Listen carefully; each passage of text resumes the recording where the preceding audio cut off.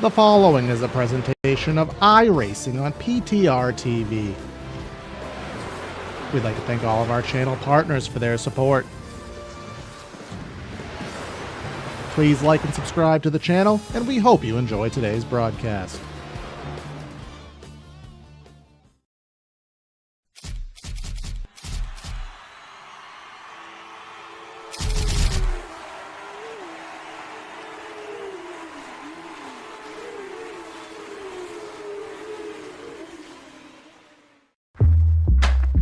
Whatever you drive, however you drive. AMSOIL specially engineers lubricants to maximize power, performance, and protection in your vehicles, so you can work hard and play hard with confidence.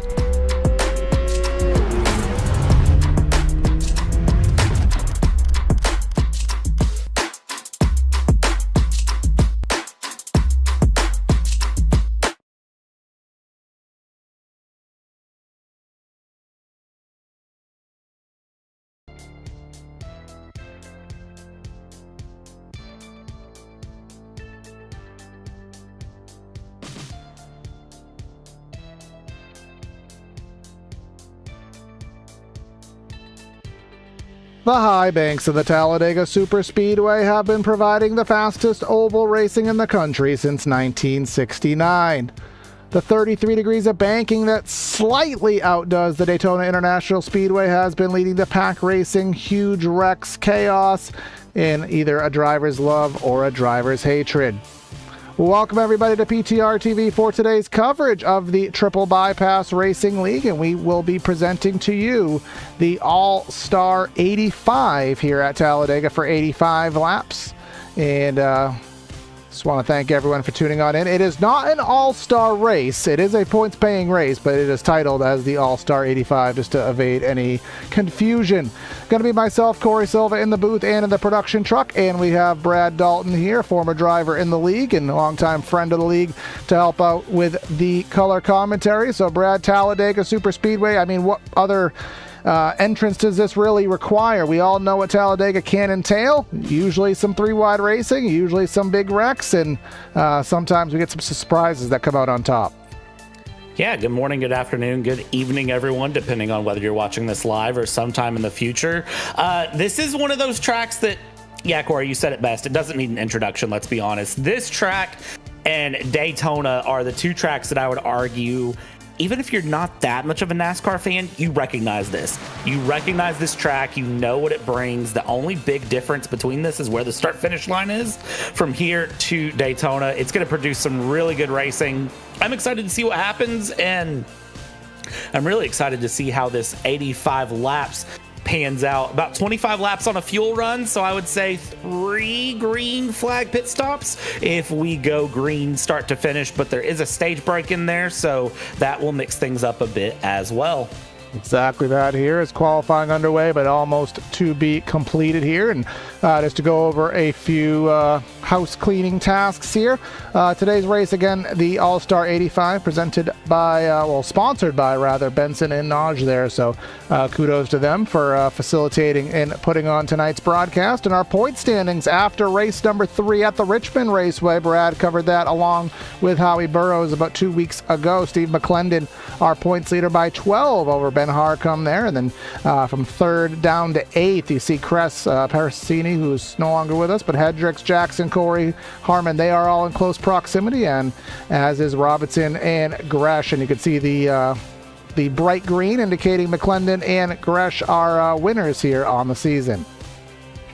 Yeah, those wins being all important to lock into the playoffs here at the end of the season as they go. So once they lock in, of course, the playoffs are the final 3 rounds at the end of July, start of August. It's going to be all important for them to really just, perform the rest of the season, but they can relax a little bit because they have those wins, and we'll see how that goes here. By the way, we have a stage break tonight. It's on lap 30. 25 laps is the fuel run. Obviously, 30 is greater than 25. We're going to see some wild things here as the grid is coming together. Exactly that. Starting today's race from the ideal track positioning is going to be Steve McClendon, our points leader, with Matt Robinson rolling off in this second spot. Row number 2 finds Chad Baer and then William Emmert there in that number 405 car. Jeremy Brown and the first Canadian on the day, Keaton Crothers, will be rolling off in the 6th position, with 7th finding William Jester, and then our Aussie pal John Campbell going to be in 8th. Rounding out our top 10, Mr. Brad, we have the likes of John Barton and Matthew Alaka. Oh, I got it right. What do you know? The 777 there. Brad Kress, P11, with Nick Jones in the 111 and P number 12, P13. Sean Bradley in the 77 with Matt Harmon in 14th. Jeff Slaughter, Jason Benson round out 15th and 16th with Grant Parker and Tex Nichols of Nichols Oil Pros in P8. Joshua Corner and Marty Rogers 19th and 20th here on the night. Sorry, Tex, I'm going to have to alter that logo for next week because it doesn't work. John Crutchley in 21st, Jared Jackson in 22nd, Kyle Dewey in 23rd, Ty E. Bass in 24th, Timothy O'Connor in 25th, Michael Hopkins in 26th. These guys came in late here today because they all filled in last second. We have Brian Dickens 27th, Davey Hendricks 28th. Running at our top 30 in the rest of the field, Cameron Kane, and then Elton.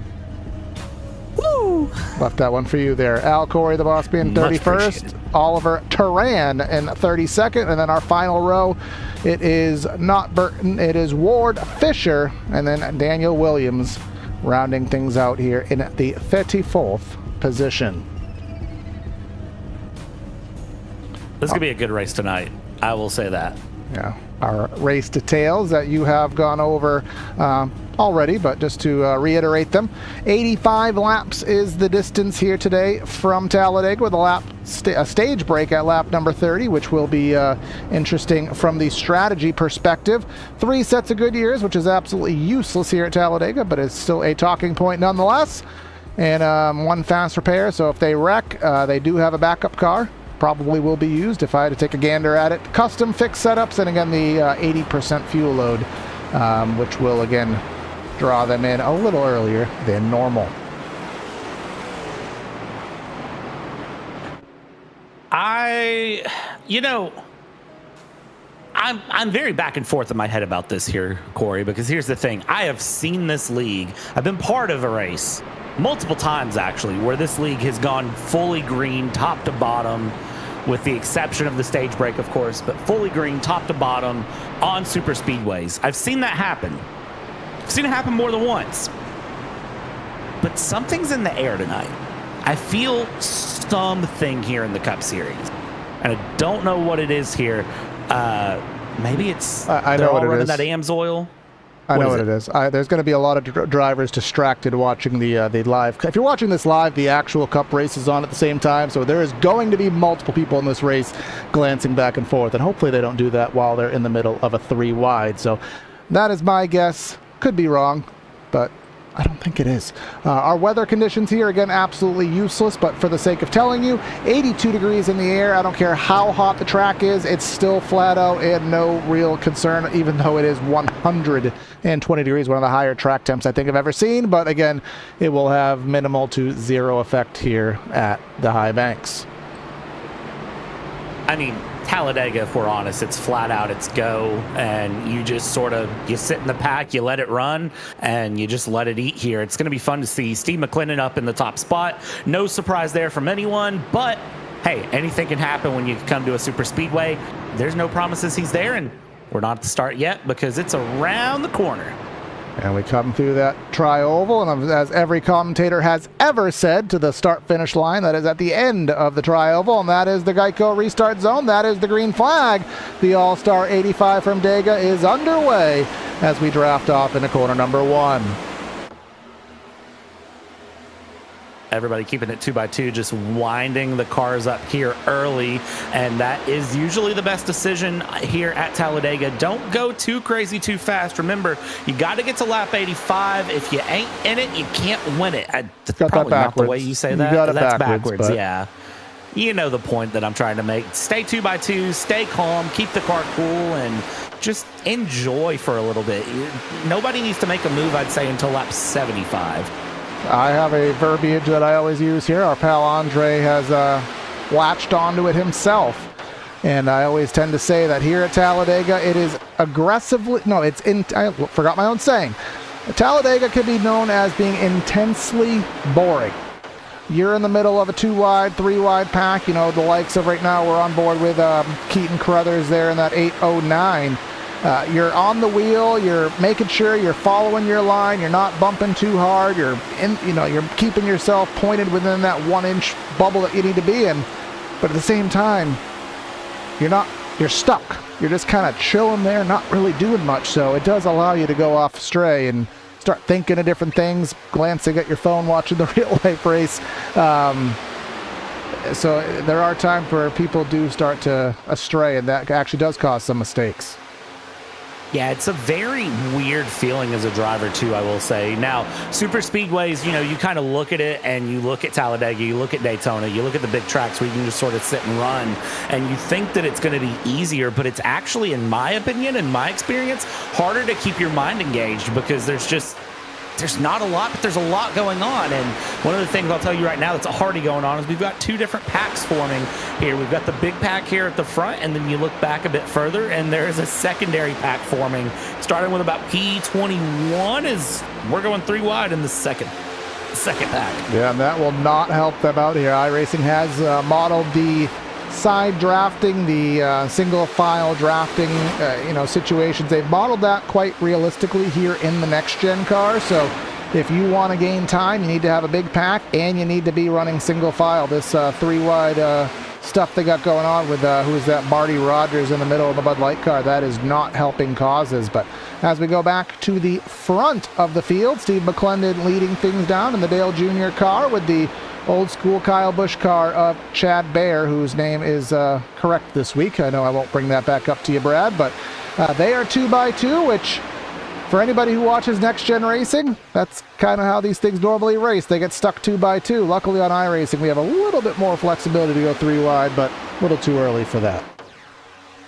Yeah, I think they're going to hold off for a while to go 3 wide, especially this front pack. Now, here, of course, in the Nichols Oil Pro Series, they are going to really be taking their time to go 3 wide because nobody wants to be in the rush and have anything weird happen.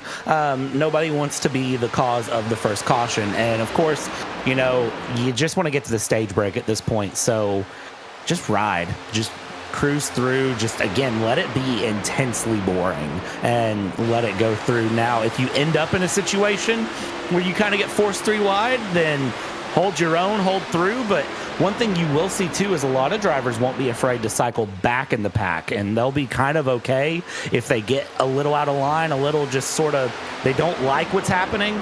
They are very okay to cycle back and just go to the back of the longest line and just ride it out for a while. Yeah, exactly that. And, with the guaranteed cautions that we do have here today, of course, guaranteed caution, singular there at lap number 30. So you're guaranteed to, if you fall back too far, as long as you stay on the lead lap, you're going to be in a pretty decent position here as we are double file up to the 19th position currently. So, but again, look at all the space between them, Brad. Look at the space they're given in between the lines, the space in between cars. Again, they are just buying time, which is really the smartest thing that you can do, even if, as I said, it may not be the most exciting from the driver's seat.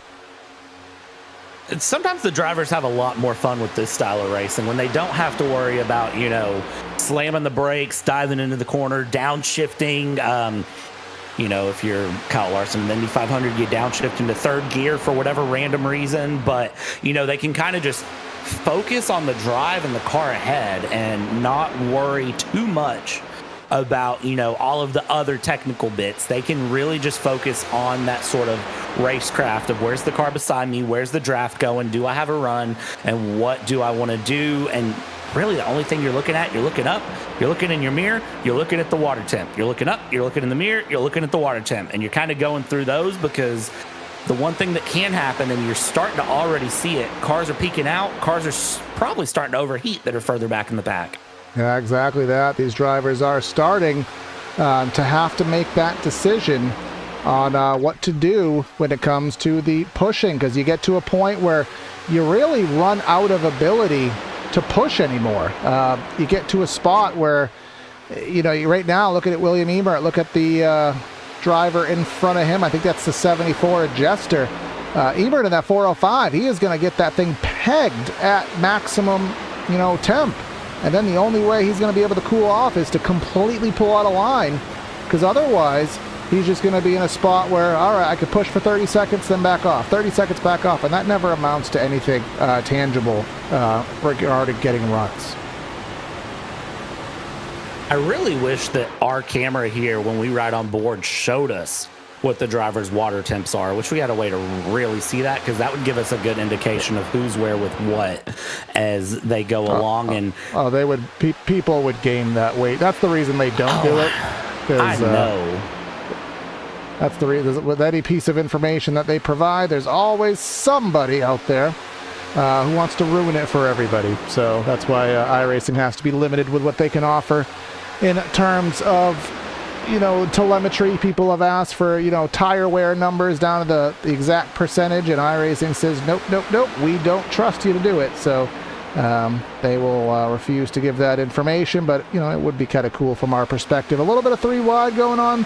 Dr. Pepper car, 117. That's, who is that one? No, that's Josh Corner in that Dr. Pepper car. He was at top of 3 wide for a brief moment. Behind that is the number 68 of John Barton. Barton losing some time there, but all this is just, again, Steve McClendon. No worries, just leading laps, just doing his thing, and really, what else do you ask for? Yeah, I mean, Steve McClendon, Chad Baer, those top two there, they are powerhouses here in the triple bypass community. Run in multiple leagues, have won in multiple leagues. They've won championships multiple times between the two of them. They know what has to be done. They know where they're at. And I will say, look at the paint scheme Chad Baer has on. Look at the paint scheme Steve McClendon has on. I mean, they're trying to emulate powerhouses, and I would argue they're big names here in the triple bypass community.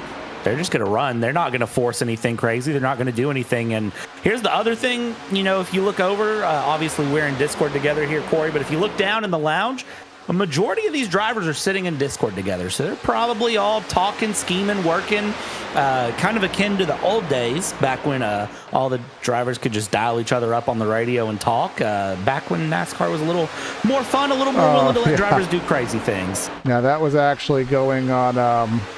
that was actually quite big the other day on socials. There was a thread going around of people talking about all those days where they would just dial each other up. Hey, Carl, it's Denny. Who you working with? And it was actually quite entertaining and kind of a part of real life, kind of brought into rather a part of the sim world brought into real life. But all for naught here. But as we continue things down, and let's take a look at that second pack. That second pack there, Brad.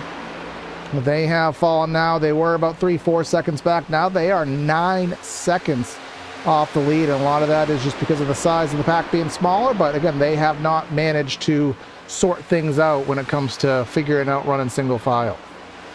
Well, and I guess maybe this is a good sort of talking point to look at is why are they so far off to that front pack? Like, what has actually caused that? Because usually... I was going to say, usually with speedways, you're just absolutely jammed up together. But, I mean, they have a good little gap. So the only thing I can think of is that they want to be this far apart. They think something's going to get real swirly up in front, and they want to go through. And this group just wants to work together. And maybe somebody just got a wiggle on the race start and things set up. And these guys just haven't bothered to kind of talk it through. I mean, they're getting closer to a single file run, but they're a little bit split there. So just kind of keep your eye on that second pack. I wouldn't be surprised to see them try to close it in, but the gap's 9.5 seconds now. That's a big gap. First attempt at a battle for the lead here tonight, and that is going to be that 777 of Ilaka with the push from, who is that, the 34 Robinson, and that will be a clearing for the lead. And that 777 will go down, and that will leave Robinson up to the likes of Ebert here. Ebert will finally get some clean air on the nose, and now he will push another driver, perhaps, to that same spot. And as we see through going around, William Jester dropping very low down there, just completely out of the pack. Not sure if that was intentional or not, but dropping all the way through as we come around, continue through. 2x2 keeps going. There is the 74, the American Airlines. Was not cleared for takeoff or landing. Of course, that backstretch so long you could land an airplane on it as we come through side by side. Alaka Robinson. Hold on. Have you done Flight Simulator and validated that 100%? I can neither confirm nor deny in case the FAA is listening. Well, unfortunately, at least with Flight Simulator, the backstretch is probably grass, so probably would be a little bit harder than anything outside of a Cessna. But either way, we kid there. But coming down to, what is it, lap 14. So pit stops will be really at any time, Brad, because you have, as we talked about, they're not going to be able to do this under and get to the stage. That'd be lap 30, and stage comes out here, I think, at the start of the lap, if I'm not mistaken. So they'd have to run 29 complete laps, do a pace lap, pit at the start of 31. They can't do that. So the window is open. A lot of these drivers are independents. They're not, affiliate. They're friends. So do they pit in little mini groups? Do they all come down at one time? I haven't covered them on a plate track to know that, Brad. Maybe you have a little insight. They will try to work together. They'll come down in groups and kind of come through. So they will look for different things as we ride on board with John the Nodge Crutchley, one of our sponsors of the race tonight, as he goes through. He's mid-pack here, just sort of riding it out. So you'll see groups come through, but I wouldn't guarantee that it's going to be like a case of this entire top 20 come together. But also, I don't know, because I don't know. It's very 50-50, and the thing is, even if they do kind of split off in pairs or groups of 2, 3, 4, it still will bunch back up after they all cycle through the green flag stops. It still tends to bunch its way back up. Now, I did get a little indication here, Brad, and it is something that we missed, so we will take a look at our replay, and perhaps, no, it's not accurate. Something happened to Tex because he did pit. I don't have any reasoning as to why. It didn't trigger anything for me. Let's see if this little Jeff Slaughter trigger. Nope. So something happened to Tex. I don't know what. But he is now running, multiple laps down. He is the only driver off the lead lap, running 4 laps off the pace. So he'll need far more than just one caution to get himself sorted out, and he will be going 5 laps down in a little bit of time because he's not far off of the leader. So I don't know what happened to our series sponsor, Tex Nichols there, but unfortunately his Talladega race not going favorably. Watch that ice cream car, the 405 of William Emmert there, as he is swerving through. He's a little swirly there, I'd say, but he is trying to cool the ice cream down, trying to get the ice cream cool from 123 degrees, and there's the power of the bump draft. I mean, you can literally see just the little up. All right, hold on. We got chocolate from right to left. We got, get closer. Come on. Try to see this here. He's going to get closer. Give him a second here. Let him get through the corner. Come on. All right, we got chocolate from right to left. Chocolate, I think that's like cookies and cream. What is that? Pistachio with Starburst? I don't know what the heck that is.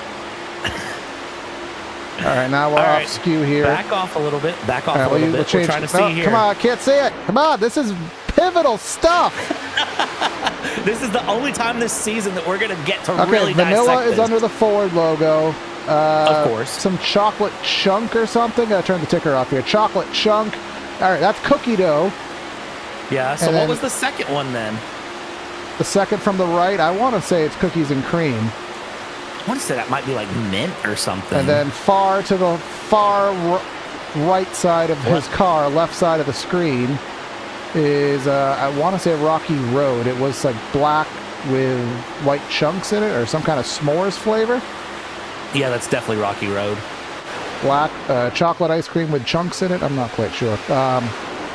So again, PTR TV, if you want your paint scheme featured, make it interesting. And that 405 has gotten the most paint scheme attention, so much so that he doesn't want us to look at the front of his car with that camera, because now he's in the sucker hole 3 wide in the middle, and you can just see him engage Alicia Keys mode. He keeps on falling, really from the 3rd or 4th spot back to the likes of about 14th. Yeah, and again, just cycling out from the front of the pack to the back here. Could have been he wanted to be in the middle to cool the car a bit more. You can see him, he was really willing to dive high, dive low, and try to open that radiator up to try to get cooling. Again, temperature doesn't matter in terms of tires, but it is a cooling thing as he slots high line to low line there. Up front, Robinson and Alaka and McClendon and Bear and Brown just kind of top 5 there, all running single file as they go through. Again, that 51 to McClendon, gotta watch him, and that 91 to Chad Bear, gotta watch him. Keaton Crothers then behind them with Jeremy Brown. You watch those two side by side as they come through, and well, here comes Tex Nichols, and let's see what Tex will do. He's going to hug the high line and just tell the pack to go below, and then he'll probably just tag onto the rear here. As it looks like we've had a couple breakaways from that back second pack that are catching up with the main pack. Yeah, let's take a look here. They, we have Alicia Keys mode, and as I like to say, breakaway would be taking a page out of the Kelly Clarkson book there. That is Grant Parker in the as close to a Dale Jr. retro scheme as you physically can get. And then followed by, that is John Barton in that number 68 car, 4 seconds back. So they are a twosome. And look at that backpack there, Brad. They have gained some time. Timothy O'Connor leading the charge in that number 119. And remember, they were about 9 seconds back. Now they've cut that down to 7.2. And that number is going down quite rapidly. You go back a few seconds, then you see this little quandary of vehicles led by Cameron Kane, 2-3 wide, not helping their cause out whatsoever. Yeah, and that's, drivers listen to the broadcast while they race. That is one of the things that I have learned with triple bypass. They're very willing to put the broadcast on, listen to us, and sometimes they take our strategies and our ideas. So when they do, a couple laps later, you see things come through, and I have a feeling that somebody in this pack was listening and said, hey, they said go single file and we'll catch up. You want to prove them wrong or you want to prove them right? And well, hey, I'm just saying, we told you so. Every once in a while, the drivers here listen to the guys in the booth, and the guys in the booth, aka me and you, Corey, we know what we're talking about, okay? There's a reason we're up here in the booth. Now, Timothy O'Connor, again, now just take a look at this information here, because this kind of just shows the points that we're trying to make right now. Timothy O'Connor last lap a 289, and then look at Alaka there, 51.182. That's nearly 1 second faster that last time round. That is a humongous amount of time to gain on a play track. But look at up front, they're doing that same thing.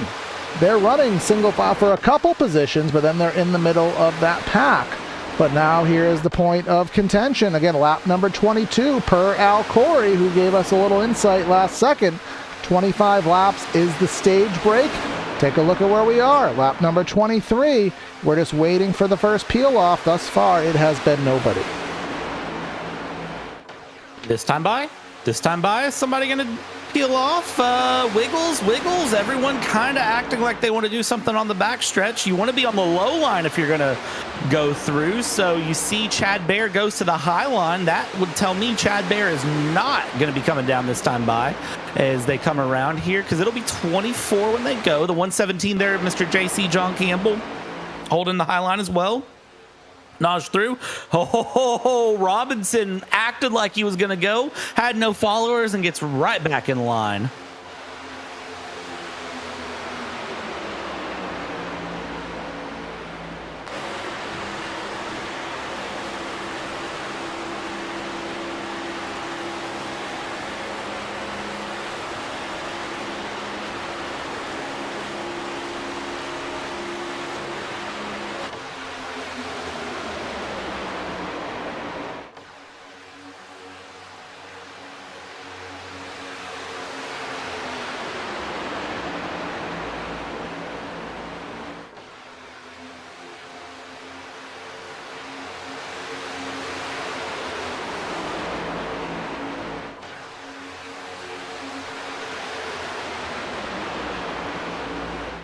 Yeah, I mean, I've also been wrong, so it wouldn't surprise me. And fuel calculations are one of those things that I never claim to be right on.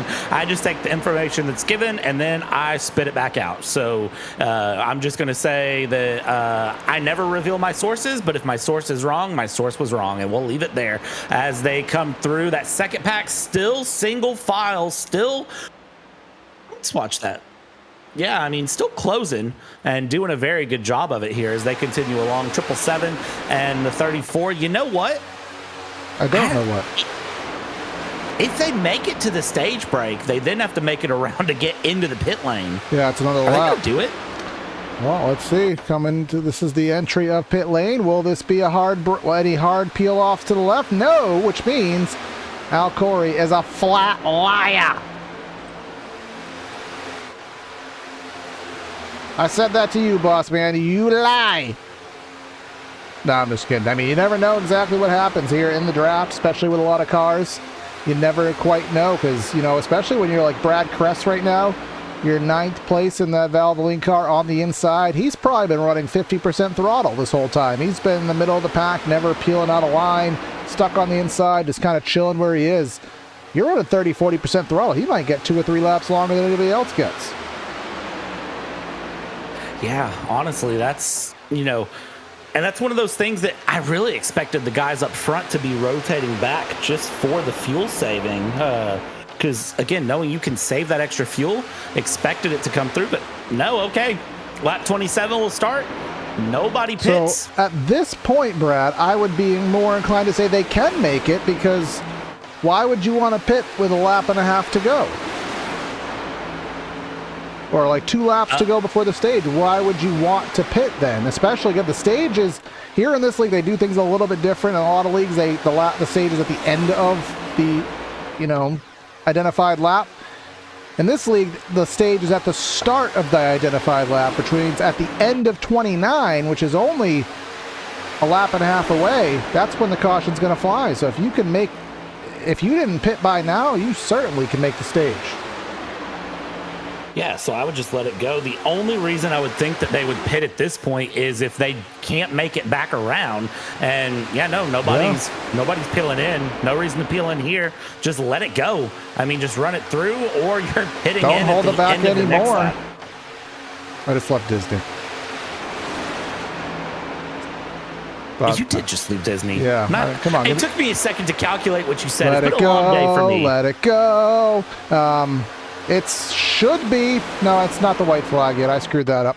It's the end of 29. So the start of 29, which will be this next lap, that will be the white flag for the stage. A little early on that call there, but again, will somebody do a last second peel off? I don't know if they shut down the pits 2 laps before the stage. So if so, they would be shut down by now anyways. But let's see if Alaka can hold things down and get himself a stage point.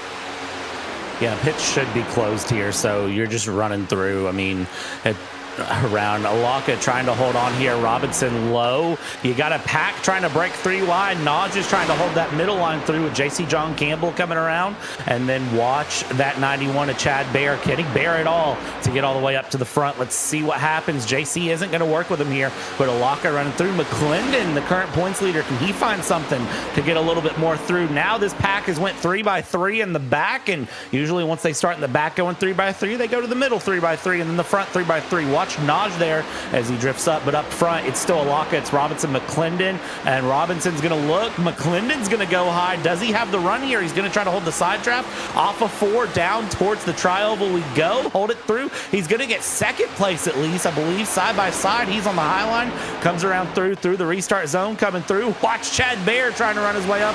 Across the line they go. It is Alaka, Bear, Robinson, JC John Campbell, and 5th place Keaton Crothers.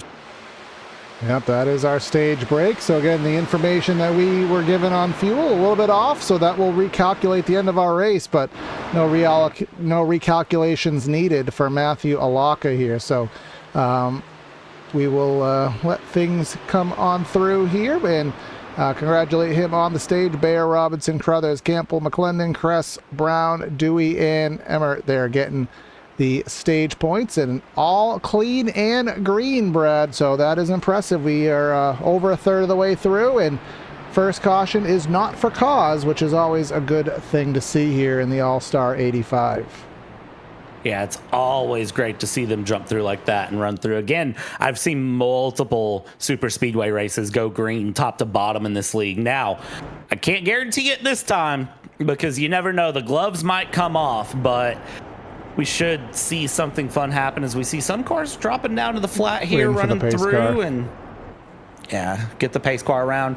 They might hit this time through. I'm not sure. Yeah, pits will be open this time by, so they'll come on down where for their 80% fuel load. I mean, I imagine they'll put on tires just for the meme because it's Talladega. There's not much of a reason to otherwise, but you may as well change tires once. Won't hurt you at all, but we'll come down pit road and see if everybody gets into their box. It is a faster pit lane speed than normal here at Talladega, so some drivers will struggle entering their stall. A lot of drivers will overshoot their box here, trying to slow down from about 55. I know I do it quite often. And from what we can see here, everyone's better than me. And I said that. Somebody had an issue somebody there. Back up. Yeah, I'm trying to see who that was. May have been Kress. I think it was Kress, actually. Overshot the pit box, yep.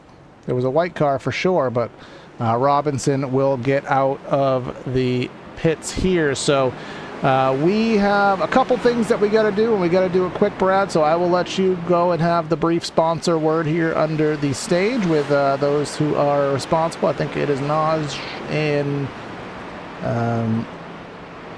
somebody else. It is... Oh, come on, Corey. Benson. My brain don't go back that far. My brain don't go back that far. I was going to give him a second there. I mean, we have a whole graphic for it. Vincent, Naj, how y'all doing, guys? Doing great. How are you guys doing? My brain don't go back that far, guys. Cut me some slack.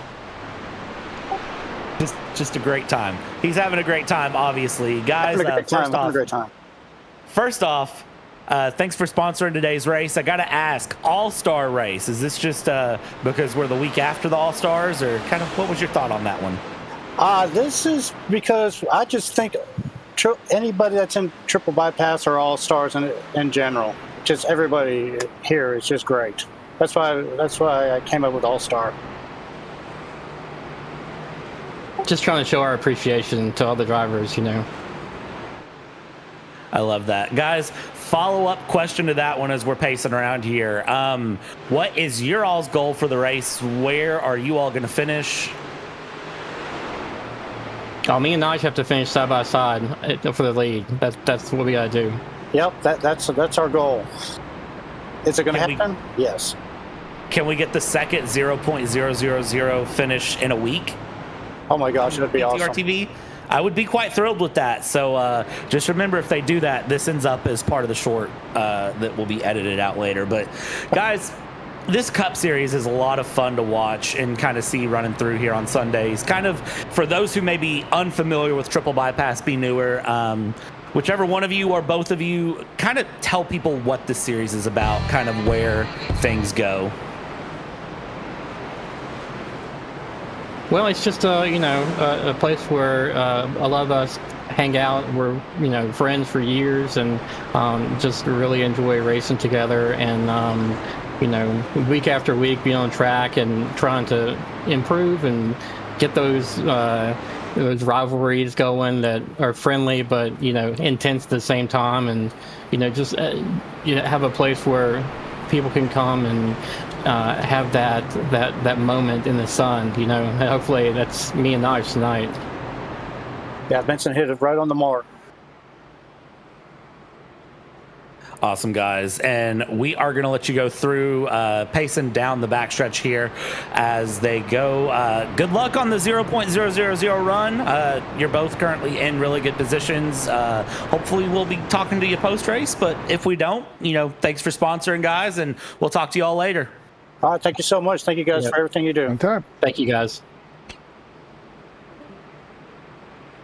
We'll put them back down as they go here, and yeah, it's pretty cool, whenever the admin sponsor a race and they come back just to show the appreciation to the drivers. That's one of those things that happens here in triple bypass that I do appreciate. Is it's not just they offer these sponsor slots, and the admin are willing to put, the time and the effort in to sponsor back and, show the appreciation of the drivers that make this league what it is. Absolutely the case, and I apologize for forgetting who they were. I'm trying to situate our back-end video that we're going to play here under the green, so hit a couple wrong buttons there, and that was my own faux pas, because I don't know if this race is going to go caution enough for us to play that recap video, so we may have to do it side by side. But either way, stage 2 is going to be among us here, not the game. It is among us, but not the game. Stage 2 is here, and we're going to enter the Geico soon-to-be Echo Park restart zone.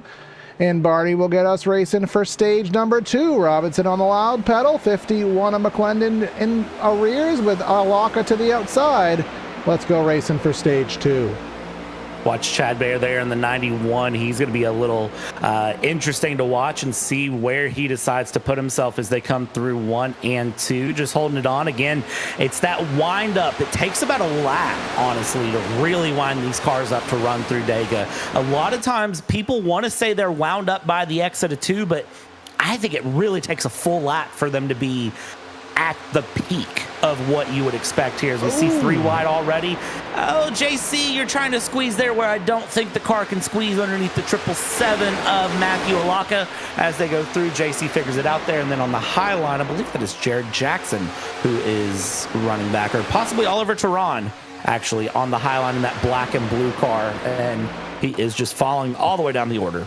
Yeah, Oliver in that stealth kind of matte black number 002 car, currently running in the 15th position. Our first side-by-side is actually going to be McClendon with Alaka there, and then just behind that is the, I'll take your Howie joke, the Dunkin' Donuts car. That's Krispy Kreme of John Campbell, our Aussie native, and no connection issues here, which is a good thing. A lot of times these plate races, racing with an Aussie, gets a little scary there with the internet modeling, but today seems to be working favorably.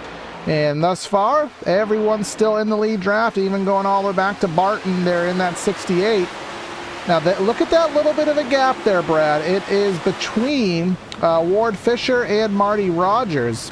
There's a little bit of a gap. Now, is that intentional? Is it not? I don't know, but if they want to stay in touch with the leaders, they got to sort things out, because otherwise, you're going to be battling from behind, and there's no more guaranteed breaks. Yeah, that's the thing that I don't really know, is why this gap has opened up like it has. No, we're wrecking in the front pack. Caution out. Commentator curse. Who is that? It is Dewey. Budweiser car. Dewey done around on the Alabama Gang super stretch here. So let's go back on our replay of sorts. Dewey doing it. Come down and figure something out here. This is, I'm going to make a guess without watching. This is a big miscommunication somewhere. So he bumped the 122 and then reactionarily, which is now a new word, turned down over Oliver Tehran there and essentially turned himself. So, but luckily not much collateral damage. And what happened to the Budweiser car that's my next curious part. Was that McClendon? I can't tell. So there's the 33 going through, and then we saw the 8 go down as well. We'll get one more perspective of this. We'll go down from this camera. No, not this one, this one. Let's see what happened here. So off of 4 they go. And then I think it was just everyone kind of panic wiggling out. So looks like the only actual damage was Dewey, but everyone else just kind of spreading out, sorting things through, and then getting down to caution speed. All right, but well, again, because we were off last week, and what this league does is they put together a race recap of what happened last week, and in this case 2 weeks ago at the Richmond Raceway. So we're going to go side by side and feature that little video so you can figure out what happened at Richmond 2 weeks ago.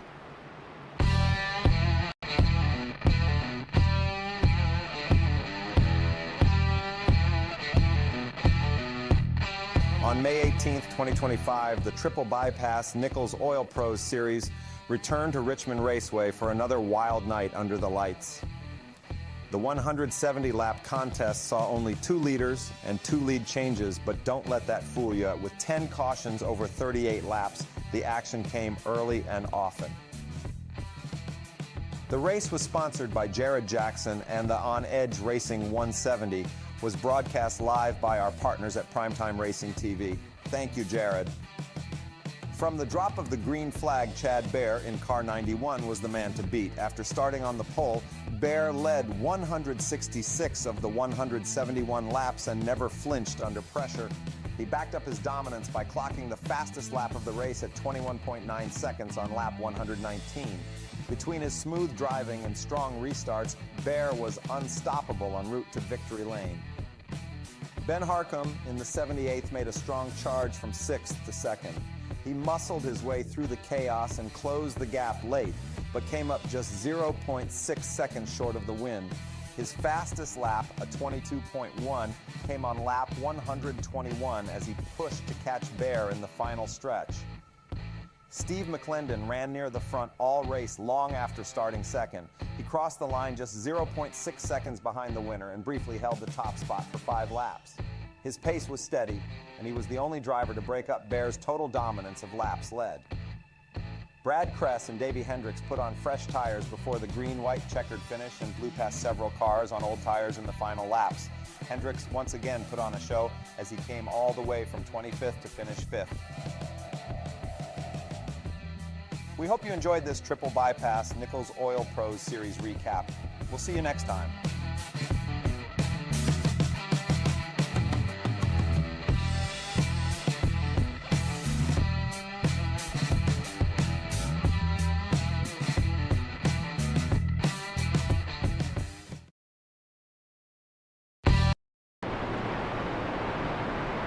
All right, hope you enjoyed that little clip. We are back here with the Triple Bypass Racing League, round number 4, the All-Star 85 here at the Talladega Superspeedway. And we are under our second caution, I believe, our first for cause, or second for cause. Help me out, Brad. My brain is not braining right now. Second caution, first for cause. All right, I was right. So. Yeah, you were right, and then you second-guessed yourself. Yep, and it wasn't a wreck of serious nature. We saw one driver go around on the back, and really no collateral damage. It was Kyle Dewey in that number 33. Touched the inside wall, and really nothing to be had from that. And remember, they have a fast repair anyways, so even if stuff does go astray, you have a chance to recover from it. Speaking of recovering from, again, our series sponsor with AMSOIL, Tex Nichols, he was 4 laps down. He's now 3 laps down, and he's the only driver off the lead lap. So if this thing does turn into a poop show, he may get himself back on the lead lap, which I guess he wants that. But us here in the booth, I don't think we want that. So I want you to be in it, Tex, but I also don't at the same time. Yeah, and the thing with Tex, too, that I'll tell you, just kind of some behind-the-scenes knowledge that I have, Tex is actually fairly newer to iRacing, if I recall correctly. He's only been racing like a year or two. He is, I can tell. But he's good. Like, he's good. He hangs in. Obviously, he's the title sponsor here for the Nichols Oil Pros Cup Series. But I'm not just saying this because he's the title sponsor here and gives us the ability to commentate this. He's actually fun to race with. He has a lot of knowledge. But it is one of those that, you know, every once in a while, he's just still learning, still kind of figuring stuff out. And, you know, being laps down at Talladega is not ideal, but if you're the only car a lap down, you can kind of get away with it. So we'll just kind of keep our eyes on that. And, you know, again, Corey, if something comes up and he ends up on the lead lap, it's Talladega, it's a super speedway. You never know. The guy in last place could win it. Yeah, you never know here. Over-the-wall tire changer in the Hooters Cup Series in ARCA. And I can tell because his iRacing ID number is in the millions. My iRacing ID number is 19,000. There's somebody in this league whose iRacing ID number is 1.1 million. So that just shows how much iRacing has grown since I joined back in 2008. But all having some fun here. But back having some fun indeed because the green flag's back in the air. Robinson getting the advantage off the jump, but that is all short-lived, because he has no drafting partner in that 91 and the 8, the 91 and the 9. They were locked bumpers, but now the 809 has found the rear bumper of the 34, and they will drag race down the Alabama Gang super stretch. Yeah, and as they go down the super stretch here, keep it 2x2. They're going to hold on for a little bit. Ice Cream trying to stay cool. Brett Crest there in the number 9, trying to heat things up as they go. Don't melt the M&Ms, though, of Chad Bear as he goes through, tries to hold the high line there around Robinson as they continue along.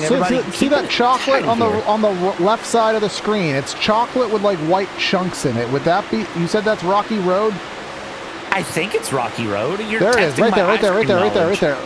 Yeah. What other is there? Marshmallows? I mean, maybe it's chocolate s'mores flavored. So maybe if he finishes top 3 here today, we will have to figure out what those flavors are. I'm also curious what the teal blue one is. If that's not Rocky Road, then I don't know. The teal blue one is not Rocky. The teal blue one, I don't know what in heaven's name that one is. The blue could be... It's pistachio, but what are the chunks? I was going to say it could be like a cotton candy, but now I don't know. I'm trying to look. I'm trying to tell. All right, who else has a paint scheme that we could focus in on so we can say that we're not biased here? Here's one of our race sponsors. Of course, that is Jason Benson. I was getting there. Were you, though? I was. He's got some creature of sorts on the side of his vehicle, but we have a caution flag amongst us. It's not from our lead pack. Oh, Mr. Jones. American Airlines took flight. Mr. Jones, Mike Honcho, has found a damaged front hood on his motor vehicle. And let's see what the causes of it are. They're 3 wide, 68 in the middle. That's John Barton. American Airlines. He turned into American Airlines. He turned into the Jester. And there's Tex. There goes Tex. Is he ain't getting that lead lap back. That's for darn sure. Let's go check out his perspective of this faux pas. Yeah, so riding on board with Tex here. So American Airlines goes to take flight. Coming through. That's a hard tap shove. And I mean, he's on the brakes. He's doing everything right, steering high, but he didn't slow down, though. That was his faux pas. He went through full song, and then the track just went away from him. But that was his only faux pas. But either way, just took a bad day, made it worse. And that puts us under another caution flag here on the evening, as we are closing in on the halfway point. Yeah, so I would not be surprised to see a lot of cars opt to pit right now. Good call. Let's see. Does anyone listen to the booth? Does anyone listen to the booth?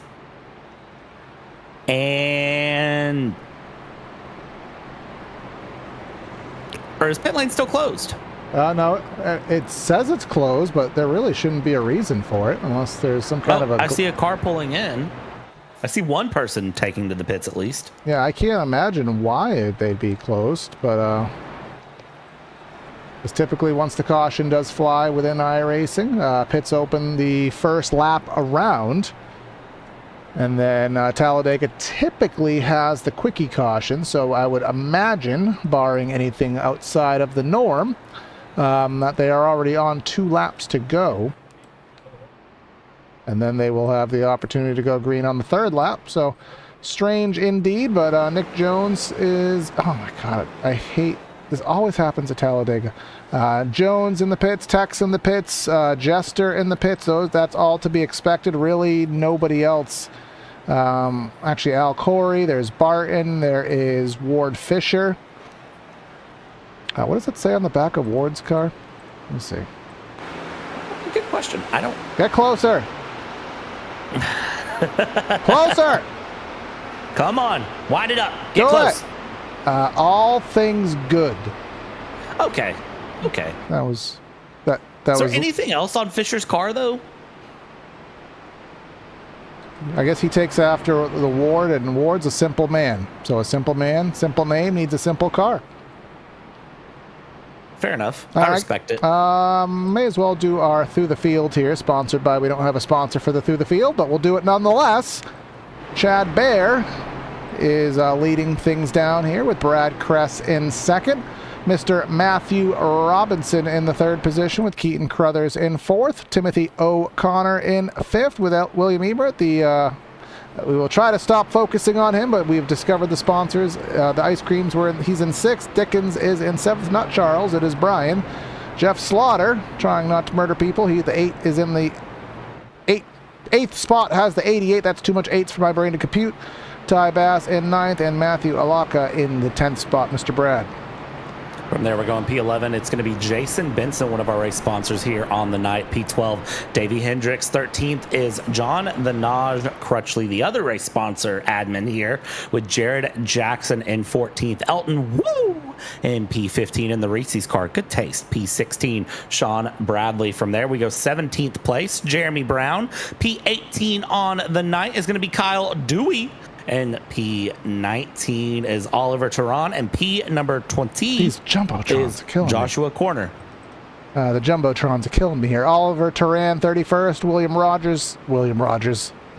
Fred, where did I get that from? I may as well have said Fred Rogers. Marty Rogers is in 20th. Now we're getting double filed up, so that's going to screw me up royally here. John Campbell is in 22nd. We got Harmon in 24th. We got Fisher. We got John Barton. Who else do we got as everybody doubles up? We got Nick Jones. We got Dan Williams. We got William Jester. We got Al Corey exiting the pits. Steve McClendon exiting the pits. He's been up front all day. Ooh. Michael Hopkins. And then, of course, Tex, who has used the fast repair. Still 3 laps down. So we made a big fuss that he wouldn't get his positioning back. We forgot about the fast repair. But he still needs those 3 laps back. That we did. But I will say the one thing looking at this, it's interesting to see that there was that call from McClendon, and it seems like a few drivers to pit in really late through. Leaves Chad Bear alone up front without McClendon around. But, you know, looking through, trying to get an idea here of what's happening. And I think they can make it to the end of the race without another pit stop. No That's way. the only reason I would think they pit laps? when they did. Absolutely no way. We're here and here. I'm just looking at our chat. Josh Corner letting us know in our YouTube chat, 31 was on a full run for him. Well, I don't know if that was in the draft or not. If that was a solo number, maybe the draft is 33, 34, but either way, 42 I think is going to be a stretch. But as they do in NASCAR, the less amount of fuel you need to take, the more track position you can gain through the pits. Versus those on the track who will have to take more on their pit stops. So again, taking that real life strategy and implementing it here in iRacing. But we'll come through the Talladega Tri-Oval one more again. Chad Bear going to lead things down. Brad Kress, highest he's been on the day. He's outside of the front row looking for the push from Crothers. In that Geico restart zone on the loud pedal, Crothers has completely dejected from the back bumper of the 9, and that will give the inside the easy advantage. Yeah, great run from the inside there. The outside trying to wind things up, but Brad Kress just kind of has to drop back to find anyone to be a friend. Staying 2 wide through the front, back in the back.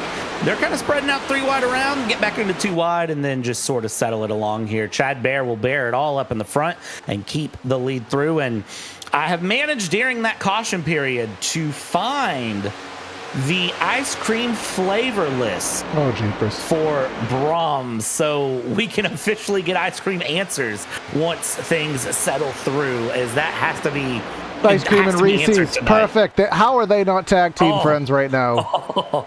They should be best and some friends, ice let's cream. be honest. They should be best friends. Woo Let's cream. keep an eye on them, because I think they're going to be a good run. I don't know if I'd say woo cream too many times, but you know what? It's going to be a good run from those two to get things together. Let's see. Does that Reese's car decide to go high, find some Reese's Pieces and some ice cream? I think it'd be good if they do, but no, they're not going to. Anyways, go on. Go on with your distractions so we can get back to stuff. All right, so the blue is birthday cake flavored. Okay. The chocolate with the white chunks, I believe, is hot chocolate flavored. Okay, marshmallows. Whoa! No, Dunkin' Donuts JC John spinning the Campbell. aircraft. 3 and 4, Dale Wreck. Ooh, all right, well, and caution's underway. That'll give us We're still going Tex in this one too? No, don't let Tex be in this one too. Come on now. 77 again. 117 again. Just kind of turned him there, and that one looked like Dale there. Unfortunately, luckily, safer barriers are amongst us. Tex in the 10. So 2 separate incidents here. We'll digest each of them separately once more. Again, just try to get the high end perspective. Again, 117. It's kind of hard to tell actually from that angle. They both kind of met in the middle there. But now the Tex situation. Oh, they So both the decided 10 to evade at the same place at the same time. Yeah, I'm not sure what the decision was there from them on that move here, riding on board with Tex. So Tex is trying to go up because the went to car's the in the apron. middle of the track. And then the 10 just goes up, squeezes them together. So I think Tex might be out of this one Yeah. officially. Yeah. I'm sure Tex had already used the faster pair, right? Yeah, I imagine so. So,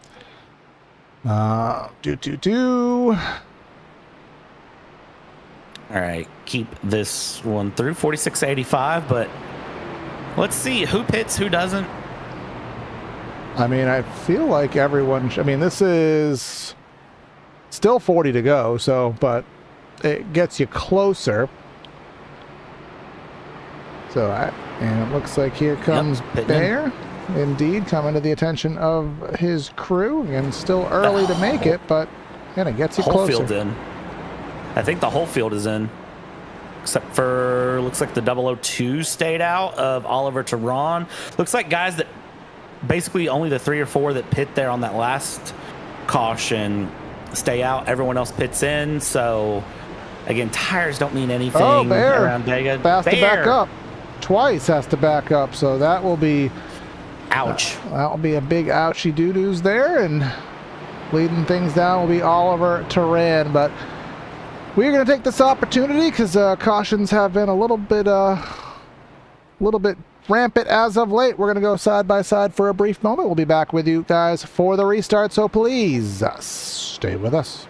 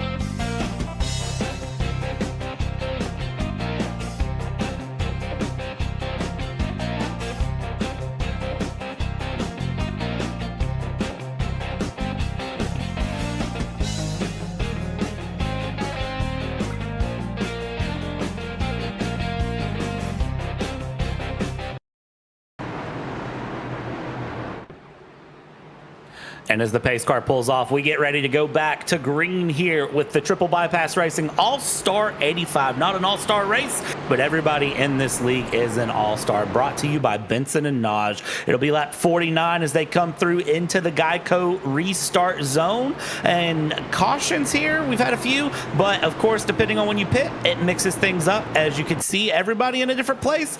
Barney has the flag, and we are underway. Let's see how they get away here on this restart. 2x2 they go, and where they stop, well, they got to stop at the end of 85 laps at least, but maybe sooner depending on how it goes. Now we will see what happens here as the intensity will kick up. Still expecting probably one pit stop from everybody here because what we know, 31-ish laps seems to be the maximum. We got about 35, 36 on the docket, so we'll see how that comes into play here. That's all if this thing goes green, and you can already see the bump drafts are becoming more intense. We're already 3x3x3, multiple rows deep, which is exciting to watch, but also this is where that intensely boring just turns straight into intensity. Yeah, this is where the clinching factor, you really kind of get the workout in the hips here as we go through, because you get a little nervous as a driver, especially if you're in the middle, because here's the thing. If you're a fan of super speedways, you've heard the term the big one.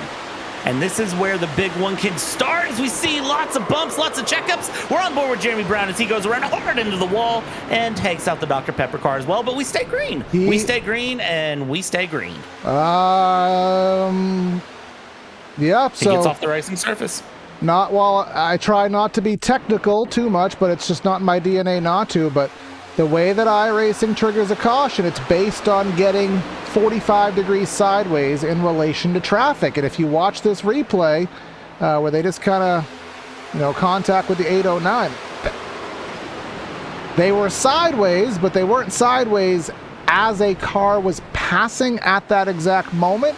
So technically, from an algorithmic standpoint, Barney says let him fly. So bad luck there for Jeremy, but keeps this race running clean, and we'll see. We might have a little bit of a breakaway of sorts. No, we don't. They still are all grouped up into one main pack.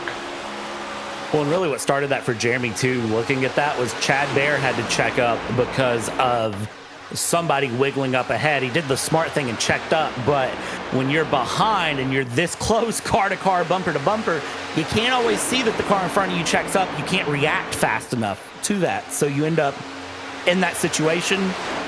And again, thankfully, everyone kind of got away with it. Into the pits will go Jeremy, and we'll continue along. Up front, Oliver Tehran, new leader. We haven't talked about that 002 a lot, but up front in the lead there with Matthew Robinson there holding second place in the 34. Oliver Tehran, please fill out the spreadsheet. Thank you.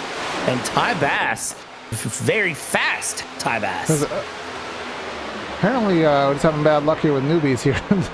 Nobody's filled out the spreadsheet, but maybe we'll get that sorted for next week. But here comes Timothy O'Connor with the push from Brian Dickens in the middle of the raceway right now, and they are the only two, and that push is not enough. Jeepers creepers, is this broken? No, it does work. I'm getting a bunch of bad luck here. Let me just make sure that this does actually work. It does. So we got some new guys here that will get sorted here in due course, but now we're back to the old Talladega 2x2, because, no, Brad, it's 33 laps. 33 laps at Charlotte, 33 laps at Pocono, at Indy. That's a long time, but it's even longer of a time here at Talladega where passes can happen at literally any moment. Yeah, this is one of those that, again, I think they wanted to go from intense back to intensely boring. You kind of step down the factor here, and you hold on, you keep it going long term. You don't want anything too wild to come up now. They need to get to the end. Remember, you can't win it if you ain't in it. That's the proper way to phrase that. Yeah, you gotta get that ebonics in there, that little bit of slang. You can't win it if you ain't in it. I guess you could kind of do it a little bit of Southerner as well. Whichever style you want to place upon it there. But now look at Robinson and Bass. They're voluntarily not quite running the Dale Jr. line. Those old folks who remember the early teens era of the 2000s, where we would rim ride the fence for about 50, 60 laps. They're not quite rim riding the fence, but they're voluntarily running that second, third lane leaving everybody to stray down on the inside. And now look at them actually doing that, going all the way up to the fence. But in this situation, Timothy O'Connor says, you leaving the bottom open? I'm going to push that door open and take it. And he has the push, I think, from Dickens as they're snaking down the back. Yeah, and sometimes that snaking is voluntary. It's just drivers, again, trying to dip out, get a little bit of clean, cool air into the radiator instead of, the exhaust and the wash from the car ahead. Sometimes that snaking is literally just, they are so tensed up holding onto the wheel, bringing it around, that they just, when they come back straight, it snaps through 111 around. Nick Jones again, and this should trigger a caution. Second pack is coming. He's straight in relation to the traffic. But slow. It will trigger a caution. No, yeah, there it goes. Last second. Oh, there it went. I didn't think it was going to for a second. I really thought that wasn't going to go. And was that a bad bump, or did he lose it on his own? What happened here? 777 and the 91 of Bear have an issue. And then Bear, he was recovering still, and he recovered up the track into Nick Jones. Not ideal for Nick Jones, not ideal for Chad Bear, but watch Bear this, definitely getting away with it. Yeah, I think he wasn't, Alaka, I don't think expected Bear to have the run that he had. Yep, and that's the good news for the faster pairs, so that's why we keep them handy. Well, no big one. Is it the good news or is it the bad news? I guess it kind of depends, because what it does do is it keeps you in the race. What it doesn't do is it doesn't thin out the field. So therefore, you're more prone to have more wrecks at the end. So, but we'll see who has used it. Some guys, they're going to save it. Even if they have a little bit of damage, they're going to save it, try to get it repaired, and save it for a potential catastrophic wreck. As we have 30 laps to go, could still happen. But this will give them the opportunity, Brad, to top off and fully ensure that they can make the end of the race on fuel. Yeah, and that's going to be all important for him. Now, Tex Nichols is out of the race here, but I think we should talk to Tex here as we let these guys go through. So let's grab Tex, bring Tex up here in the booth. Tex, good evening, sir. I know you're out of the race, but we wanted to talk to you anyways. How you doing, man? All right, hang on just a second. Let me mute.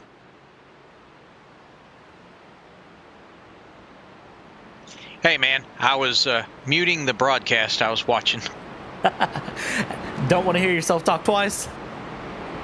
Yeah, the echo drive me nuts. I get it completely, do the same thing. Tex, man, tough day out there, I have to say, but I got to ask, what got you laps down in the first place? Because we kind of missed it up in the booth. What got you laps down there on the start of the race? Well, I was running in that second pack and was just like thinking hold my own until the stage break, and then all of a sudden everything went silent and the screen froze, and then I got the blue screen. Oh man, that's tough. That is tough. Everything working out now for you though, I hope? Well, yeah, I got back in, and interestingly enough, I was talking to the guys. I got back into the race, got out on the track, and tried to catch the draft, and it was driving like my car was damaged, but the iRacing said it had no damage, so I don't know what was going on. Yeah, that's a weird one. I gotta ask though, since you're sitting back watching now instead of driving, what do you think's gonna happen for these guys to the end of the race? We're lap 57 to 85, and obviously Talladega is kind of a lottery track. Anyone can win it, anyone can lose it. You got your eyes on anyone in particular here tonight? Well, the sleeper in the field is the 45. He somehow manages to get to the front at the end of these plate races, and then I'd have to say that the what is it, 02, he's been pretty impressive, I would say. The line he's running and all that, so he could end up at the front as well. All right, well, I'm writing down those numbers to watch, man. Anyone you want to thank, shout out, any big, give outs you want to give before we let you go back down, hang out with the guys and watch the rest of this race here? Obviously, as the title sponsor of this run, we're going to give you the floor. Well, I don't know if you've mentioned it, but I just remind people that I will, with the email from NicholsOilPros.com, I will pay for your first year of preferred customer status, and that gets you a 25% discount and free shipping on orders over $100. So absolutely take me up on that, and we'll get you fixed up. I've personally taken advantage of that as well, Tex. So my truck and the last car I had all ran on AMSOIL, so from Tex. So I will say he does make good on his word. So if you're looking for that, make sure to do that. Tex, we're going to let you drop down, enjoy the broadcast, enjoy hanging out with the guys, and we will catch up with you later. All right. Y'all have a great broadcast, and we'll be patiently waiting for the end of this. Thanks, Tex. Patiently waiting is an understatement, because we are having a little bit of problems post second stage getting this thing sorted. We were in the first stage, Brad, clean as a whistle, which I've never understood that, because a whistle has more germs on it than most things you can imagine, because it just has your mouth on it, and then all the germs sit there, and then you put it back in your mouth. But for the sake of analogy, the first stage was clean as a whistle, and since then we have been as dirty as insert dirty thing here. Dirty as mud? Is that the phrase you're looking for? That's fine. I mean, I don't know if that actually is the phrase is clear. Well, actually, I guess the phrase is clear as mud. Usually people say, was that clear as mud? So anyways, doesn't matter. No. Clean as a whistle and clear as mud. Whistles aren't clean, and mud in no way, shape, or form is clear, because if it's clear, it's water. That's the whole point of the phrase, Corey. I forget where you're at in the U.S. versus where I'm from. Boom. Just brain equals just gone. So what's this? Yes. Faster. I just had to press it because I didn't know what it meant, and in the moment I needed a distraction. So take on this restart, Brad. And as the drivers come out of turn 4, the pace car peels off and we come up to the tri-oval. We're not green yet. Geico restart zone is a bit further down. Again, welcome to Dega. That's just how that works as they come through. And O'Connor is going to be leading here with Ty E. Bass on the high line. Robinson, Bradley, Emmer, and Dewey, your top 6 as they stand with McClendon in 7th. But keep your eyes on everyone as they go through. Green flags out. We're underway. And side by side, they keep it running into turn 1. So we hop on board with Bass. Watch how they wind this car up. Watch that speed miles. number. That speed number is going up because they're going. Yes. Faster. But they're going faster. And yeah, they're going faster. Let's see as they go. Again, everyone says by the exit of 2 they should be up to speed and rolling, but I still think it really takes them to the exit of 4 to really be going here as they continue along. We're going to be on lap 60 of 85 when they cross the line, and that 2 of Ty Bass up in the front as everyone just seems uncomfortable. I don't know what it is, but nobody seems really settled in here after that second stage. Yeah, depending on your bit rates and resolutions at home, you may see the very interesting helmet there that Mr. Sean F. Bradley is using right now as he's giving that tandem style push to Mr. Ty E. Bass. The E stands for exciting. There you go. My brain is just not computing anything of quickness or wit here today, so thank you for filling that gap in. But you can tandem here in these next-gen cars. You can do it for about a lap.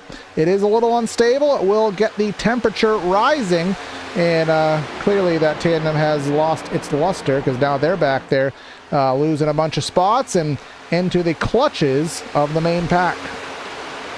And as they come through, they'll pack up and then try to run it back ahead, see if they can't move the pack forward after they pack it up. And Well, as they go through, you see those top five have really sort of spread out there as they come through, keeping the pack together this time.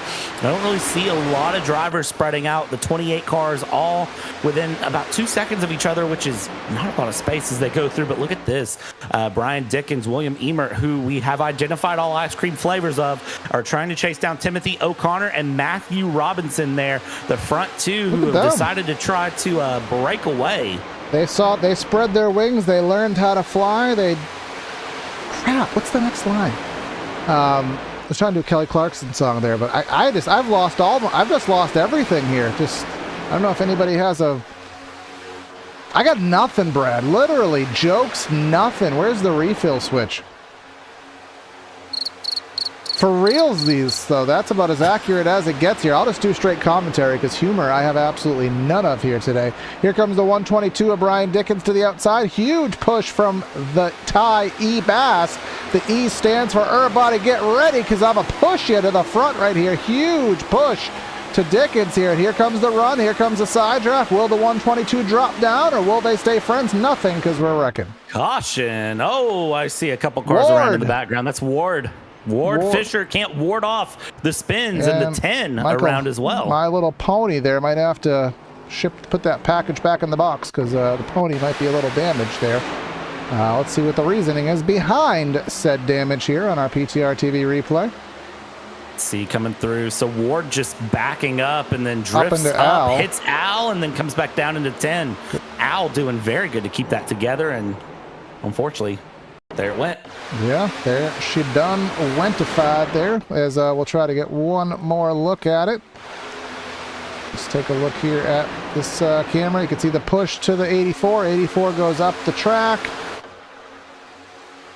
Light contact from each of them, so nothing that will take them out of the race at all. But again, just track position loss and just another thing to slow down the affairs here tonight.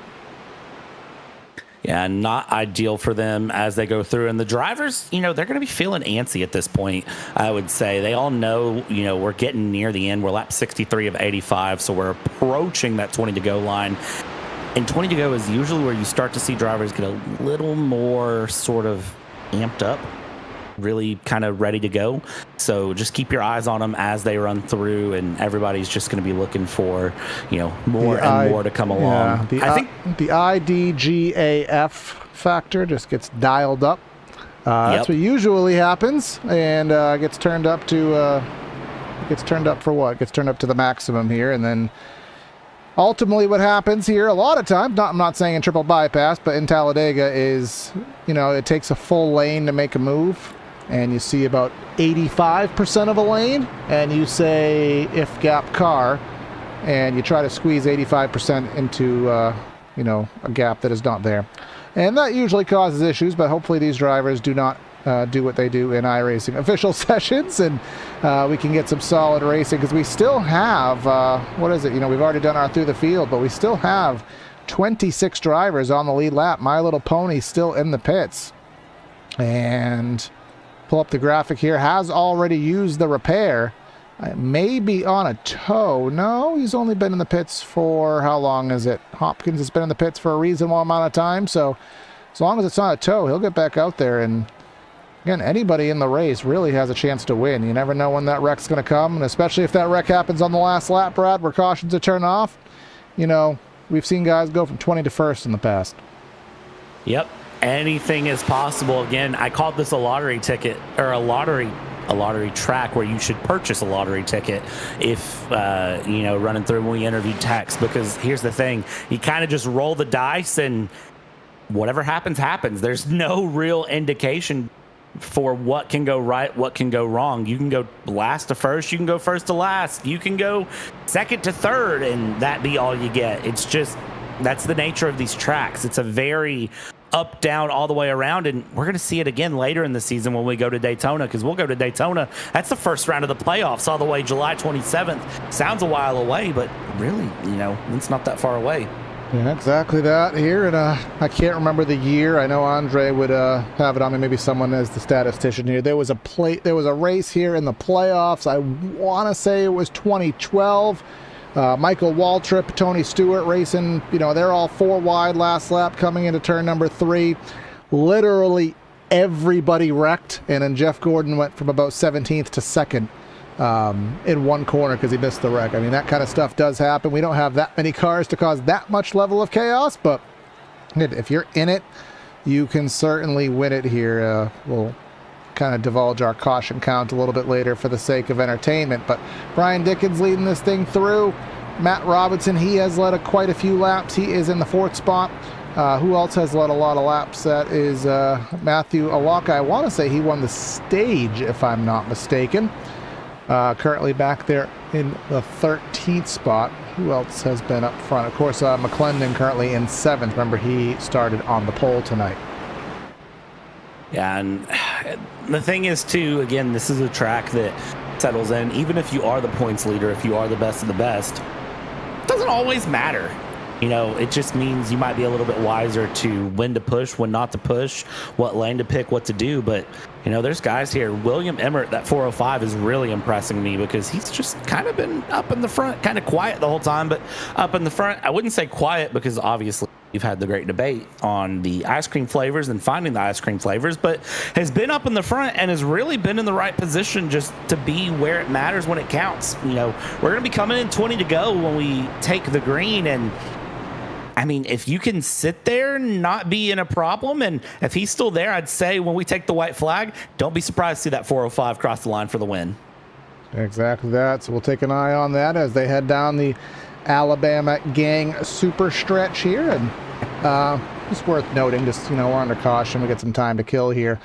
You can see they took down, iRacing has taken down the backstretch grandstands here. Talladega hasn't formally been 100% updated. It's going to get updated even still in the next build, but with the NASCAR 25 game and the use of similar assets between the two games, Talladega is getting a much needed update, as it hasn't really had much done since 2008. So Talladega looking a lot nicer here, and will look even nicer in about, I think, 3 weeks time there with the build. So that's always cool. Have the double yellow line, which we never had prior. But coming off of turn number 4, and it will be Dickens, it will be O'Connor, Bass, and Robinson leading things down here into yet another restart with now 20 coming in, 20 laps to go.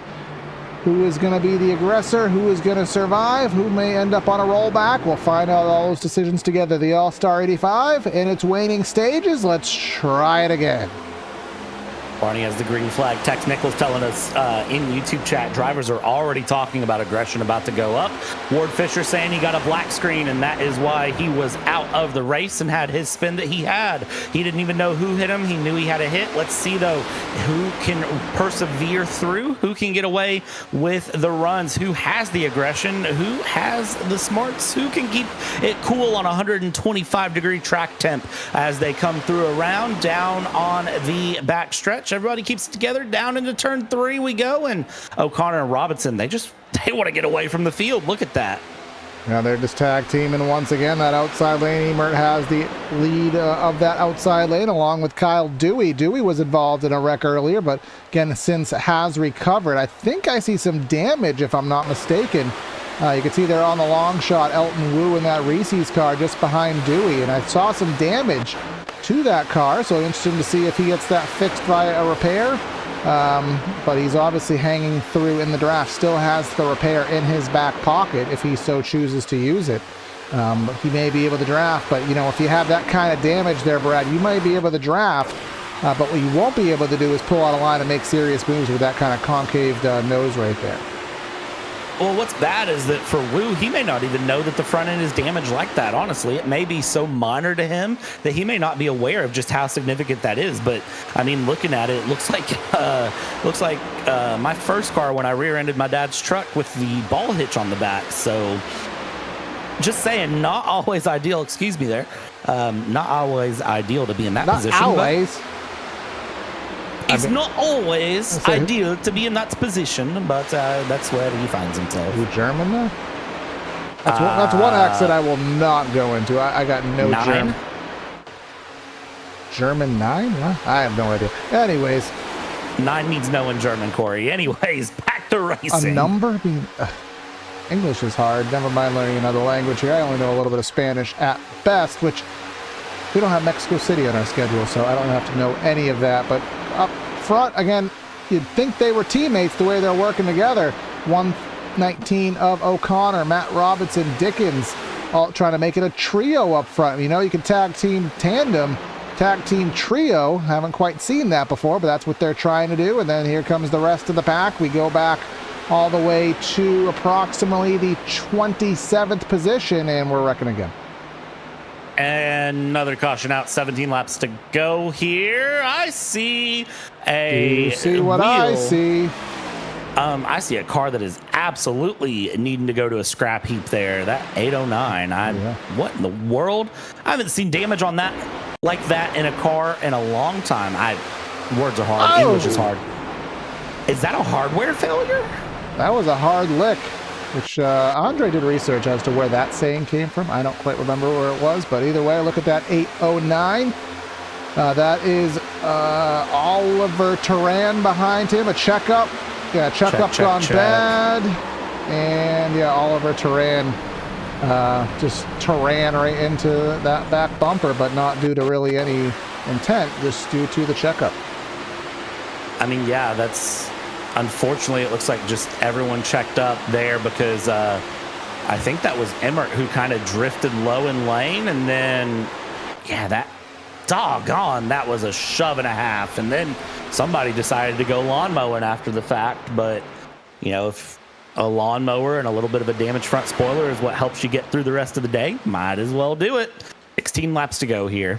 Yeah, so this will certainly put out the, again, fuel was not a concern, and with every caution that comes out, concern goes even further down. So at this point, if you haven't already pit, you can go full bore, not have to worry about anything, but I think everyone is more than situated in that capacity here, and just doing a little bit of a through the field once more. Well, not entirely, but we'll just kind of quickly scroll through everybody, and we are down to 26 drivers of the 34. The guys who have retired from the race formally are Ward Fisher, Josh Corner, William Jester, Tex Nichols, Grant Parker, and Cameron Kane.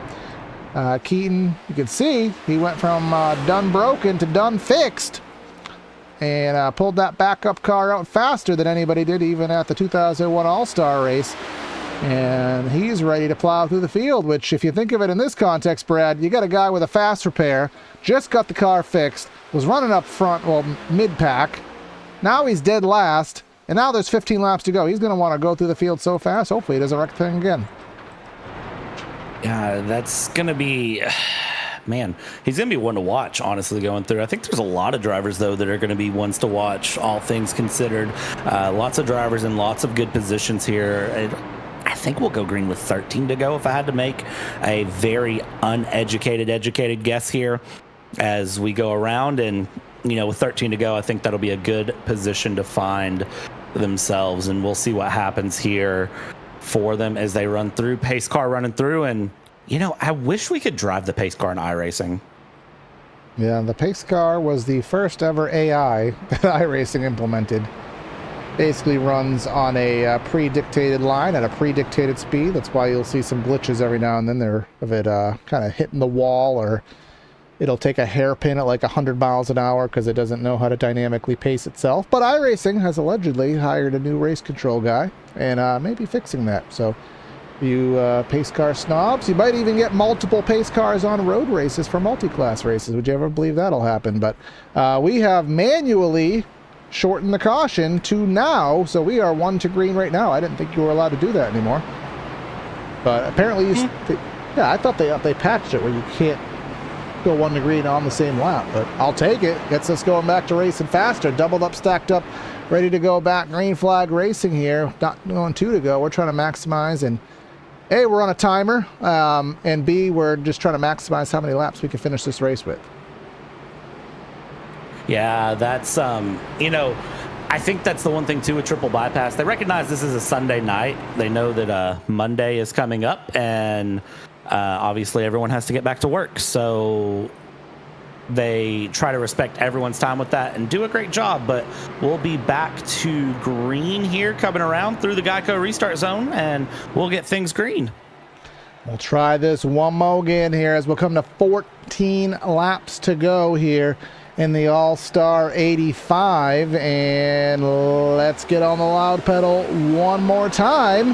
Hopefully it's the last time. My vote says probably not, but hopefully it's the last time. Let's get up to speed and enter turn number 1. And as they come through one again, that 2x2x2 continuing along. The ice cream car, though, getting wiggly. Watch that there as Robinson drops all the way to the low line. That's going to put the 405 of Emmert on the high line in the lead here. Continue along, and they keep it together. Watch out there for Ty E. Bass as he is trying to give a push there to the ice cream car. Keep the ice cream car cool, calm, collected there. William Emmert, we've talked about the flavors. Now can we talk about you winning the race? Only one way to find out, or will we get some Reese's Pieces going through?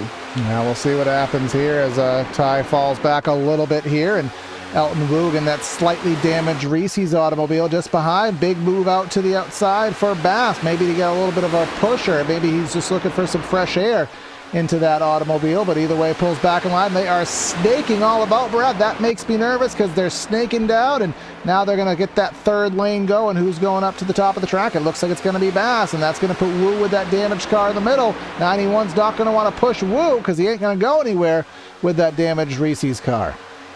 Houdini William Emmert there deciding to take his ice cream and disappear, come back, and, well, Elton Woo really in a bad position there as he goes through. That front end damage really hurting him, and unfortunately it's going to kind of leave him to the wolves there. But will the 777 help him out? Doesn't want to, but has no choice as they come around. Yeah, Matthew Alaka there, remember he won the stage, which felt like eons ago, back at lap number 30. As we're on lap number 73, we're battling for the lead. Actually, we're battling not for the lead, but there was a battle leading the second pack of that trio up front. I wouldn't be too worried about a trio getting a little bit of an advantage, because once they get singled out even for a lap or two, they'll swallow that back up. But that trio getting up by about 3/4 of a second thus far. Sean Bradley in the 77 with the push from McClendon leading the charge. Bottom is not equalized out at all. They are all spread out, and now look at that outside lane coming with a head of steam. That'll give the 77 the run to go door to door with Robinson and perhaps pass him for the race lead. And watch McClendon. McClendon being very wise here in the position he needs to be. Is going to drop middle there. Sean Bradley will come with, and so will Brad Kress as they go through. Kyle Dewey, can he do it to get up to the front? Certainly going to try here as they go. And, well, Benson self-admitted terrible, but looking like he's in a good position right now as the high line. There goes the 2. Ty E. Bass. The E stands for energy because he is absolutely powering that high line around. Yes, it does, and that outside lane, you have to really get that air work, and it does struggle here in the next-gen car. That has been pretty well emulated. You see it in the real world, that outside, that third lane struggles aerodynamically to get that run, and you could see it kind of working there as expected, but a lot of drivers trying to make that surge happen. Go back a little ways, you see the 777 of Alaka leading with Woo, and then you have Dan Williams, John Campbell, Jeremy Brown. They're single file just behind. Emmert all the way to the rear of the field now. But up front, Matthew Robinson, who has led an amount of laps that equals to 17, has overcome that potential battle. And it almost seems like that 119 of O'Connor acting as a pseudo teammate. They seem to be pretty well locked together. And if you have two guys locked together on the inside, Brad, it makes it very hard to break that up. Yeah, it does. You kind of just have to hope and pray that it separates out here. You see the wiggles coming through from second and third. O'Connor and Dickens just really trying to find somewhere. Watch the yellow line there, Brian Dickens. Go a little bit too low and try to hold on there. Kyle Dewey, can he do it? Well, he's currently going to do fourth place at the moment and see if he can't find a bit more. We're 3 wide. The energy's there again. We're 10 laps to go, and there's this tension that builds at this point in a Talladega race. You get down to those single digits to go, and as they cross the line, that now starts. And Tech said the aggression was going up, and I'll tell you right now, I can feel it in the air tonight. Oh Lord, as they go. They are singling out here for a brief moment, but that is, I'm sure, to be short-lived here in the All-Star 85. Again, we want to thank our race sponsors here on the evening, Benson and Naj, again, for their efforts in helping put on the Area 85, the All-Star 85. I'm jumping 2 days ahead of time, Brad. That shows where my brain is here, but we got a big race on our hands. Look at Kyle Dewey. He's gone near last to first here, getting himself back into the thick of it here. And he has Oliver. Oliver was one of the picks that Tex had in that 002, that black stealth car. He has himself in a good position down on that inside lane. Here's the thing is everyone looks so disorganized up front right now. Nobody seems to really be consistent, smooth. It's not the pack that you would really be expecting to run. So I don't think anything is really to be guaranteed. Is look at this. Now you've got the middle line forming into like a pseudo mid-high line that's almost forming into 4 wide. And I tell you what, looking back at that pack with Emmert that's dropped back, I think they feel the same way I feel. Something is coming up, and they want no part of it to be found as they come through here and around. And well, maybe they're going to be the ones that cause something to come through and around as they continue along down the front stretch. Front pack here, Sean Bradley, Steve McClendon, they want to make a run while they can. Across the start finish line we go. 7 laps to go. Will this be lucky number 7 for anybody? Only one way to find out. Matthew Robinson still leads the field. Now we have the 34 who has left his compadre. He has left Timothy O'Connor. O'Connor saw the door open. He says, I ain't going to hold it for you. I'm going through it myself. Has the push from the 122 of Brian Dickens. But now the E stands for whatever it stands for. It stands for I'm going to push Robinson really fast, and I'm going to actually push him down back to the lead, and I'm going to be the break in between. That's going to break up those friends of O'Connor and Robinson, and now we have to find what's the motive going to be of Bass and how is he going to put it into action.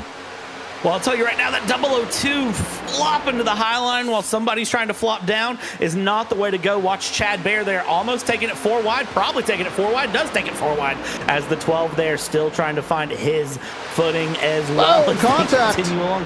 And this is not going to end pretty at all. 6 laps to go. Let's see where this lands. 3 wide here in the background as they're double wide up front, and Al Corey trying to sneak his way forward. That was another one that Tex told us to watch, that 45. He loves to be the sleeper agent and just show up at the end. He's done it time again throughout the history of triple bypass. And will Al Corey manage to do it again?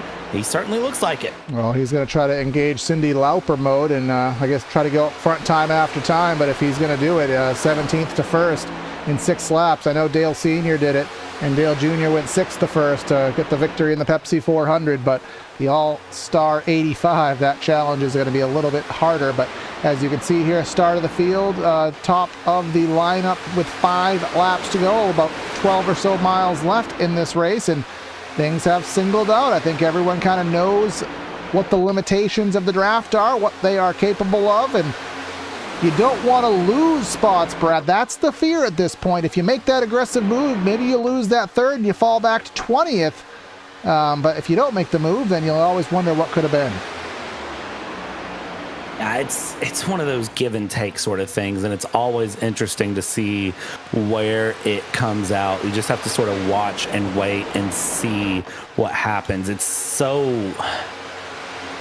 unnerving, though, with 5 laps to go to see the pack spread out here like it has. I'm fully expecting this to compress out again as we see cars try to make moves. Brian Dickens there in 4th place looking to make a light wiggle to the outside, and now the top 3 are kind of stair-stepping it through. This, let's see, as the 122 just goes from low to high out of nowhere. He backs up to the midline. Let's see, do they get a run? And then you bring the 777 of Alaka going mid to low. Corey, this can only end so many ways. Well, the problem with that move that the 122 made is if you go high, you got to commit to it. When you go just bounce out of line left and right, as the 12 into the fence, that's Jared Jackson. That's going to stack up and create a little separation for about the back end of the top 15 or so. And that creates a little bit of a 10-car breakaway. Keaton Crothers being the highest, being the 10th place car, and the top 10 single file. Again, everyone's afraid to make a move now. They don't want to lose time. I think everyone's waiting for the last possible moment, which is coming up pretty soon as we are on 3 laps to go. if you're in that back 15, you need to be moving it up now. If you're in this top 10, you can afford another lap here, probably, maybe. Really, when you see 2 to go, that's when you'll start seeing friends become enemies and things really start to break apart and just disintegrate as you see the runs continue along. But that single file up front, as Dickens still touches that yellow line on the entry into 3 as they go through, you just sort of have to watch. 2 laps to go will be the call as they cross the line. And there's Naj with a run. Said Naj wanted to be up front, and he is certainly going to try to make that the truth. Sean Bradley pushing him through, and then watch that 51 of McClendon. McClendon, a very wily little driver who can find his way through and figure out where to be when he needs to be. Sean Bradley breaks through. Naj is going to lose the run. 2 laps to go here. Reese is breaking through, and if I should avert my eyes or watch. Yeah, that 48 of Naj, he just got, a little bit of a ray of hope, and that ray of hope was instantly brought back, and we're sort of looking. Chad Baer, and that will throw out the caution. I didn't think it was going to, but Barney said at the last second, I got to do it, and that will put us into overtime, which originally you'd think, well, are they going to have enough fuel? I think they still will. Most of them pit sub 30 to go, so they should be fine. Well, let's take a look here. And Chad Baer, is that the 88 of Jeff Slaughter? I guess it could be one of those classic situations of who came up, who came down. We'll try to sort that out. Riding on board with Slaughter here. So Naj drops down, and Baer is there. And Slaughter is high. He sees. That's so hard to call. I ain't making that. I'm not making that call. I'll let someone argue with admin later. I'm not making that call. So this will put us into insert sponsor here, overtime here at the Talladega Superspeedway. The All-Star 85 will now be addendumed to the All-Star 87 or 88. I think we were told by admin last week, Brad, or 2 weeks ago, 3 weeks ago, whenever it was.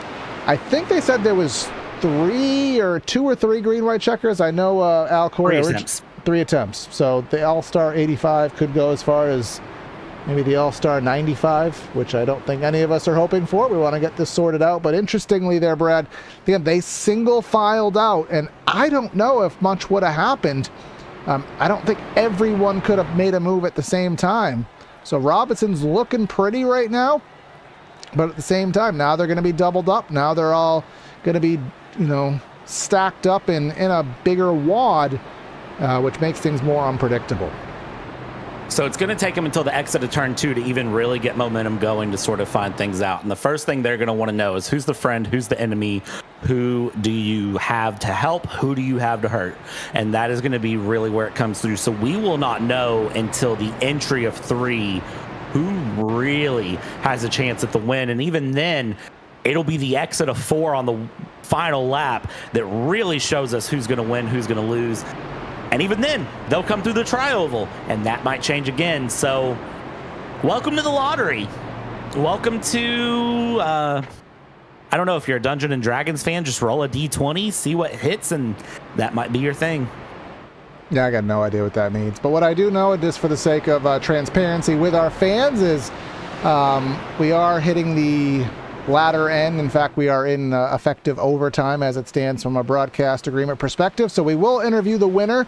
We won't have time for second and third. We do have to get to reruns of the Golden Girls here. It is utmost priority here on PTR TV, all jokes aside. But yes, we will interview the winner and do a quick rundown of the results here today. But won't be able to go into a full-fledged post-race show. And right now, Matthew Robinson, again, he has led about, what is now 20 laps.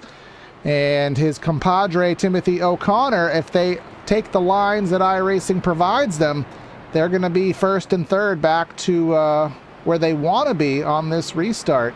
And if that's the case, unless that friendship breaks, that 34 will be looking pretty.